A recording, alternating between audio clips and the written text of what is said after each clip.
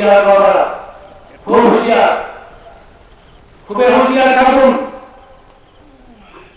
হযরত আলী বললেন, ফাতেমা তুমি গান গাও, আমি পারমিশন দিলাম।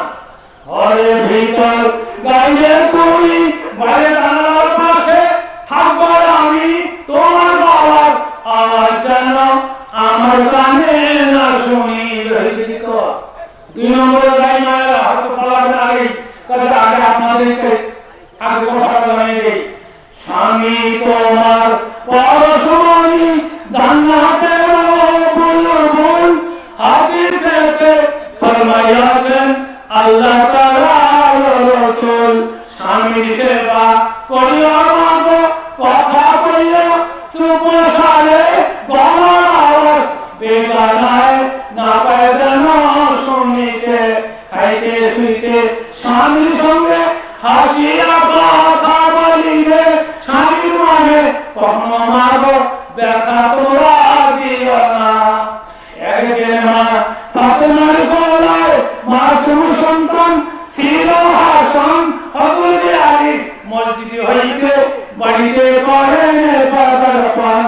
দাও ফাতেমা পানি আমাকে, পিপাসা লাগিয়ে আছে। রুটি তৈরি মা ফাতেমা হাতে রাখা মাখিয়ে আছে।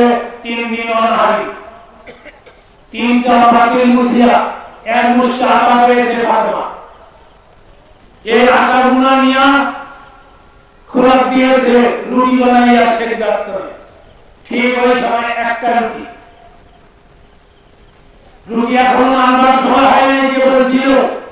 মসজিদ থেকে নামাজ শেষ করে স্বামী চলে এলেন আঙ্গিনার মাঝখানে এসে বুকে হাত দিয়া বলছে, ফাতেমা আমার কলিজা শুকিয়ে কাল হয়ে গেছে, তাড়াতাড়ি 1 গ্লাস পানি দাও।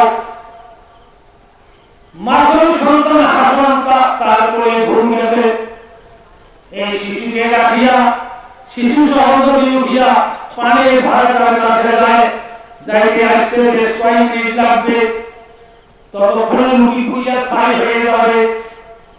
স্বামীর জন্য এই কষ্ট করি, একটা রুটি সেঁকতে দিয়েছি, কি জবাব দেবে? মা ফাতেমা বলছে, স্বামী তো হাসান করে ঘুম গেছে, পানির বদলা হাতে নাগালে বাইরে, দয়া করে আপনি যদি ভিতরে এসে নিজ হাতে পান করেন ভালো হইতো। এই শুনিয়া হযরত আলী, এই শুনিয়া মসজিদ আজানে ফিরিয়া জিবরাইল আমিনকে আল্লাহ তাআলা দিলেন তখন পাঠাইয়া। আল্লাহ রাসূল প্যারা বুলবুল তার ঘরের দরজায় আসিয়াছে। হেমকালে জিবরাইল আমিন খবর তাহার পৌঁছাইয়াছে। আল্লাহ নবী বলেছেন, আল্লাহ নবী শুনবো, একটু আগে হযরত আলী নামাজ আদায় করিল, আবার কেন হযরত আলী মসজিদে ঢুকিল? কারণ জানিয়া আল্লাহ নবী ফাতেমার বাড়িতে ঢুকিলেন।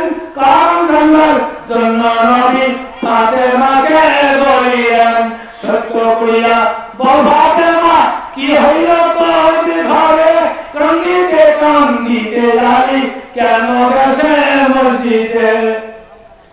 আল্লাহ রাসূলের বেটি তখন আল্লাহ নবীকে বলেছে, আব্বা জান, আমি একটা মাত্র রুটি কোন রকমে তৈরি করে খেতে দিয়েছি, ঠিক ওই সময় তোমার জামাতা এসে পানি ছেড়েছে, আমি পানি বদলার কাছে যাইতে সময় লাগতো। এই ঘরে যদি রুটিটা খোলা যায়, ছাই হয়ে যায়, কি তোকে খাইতে দেবো?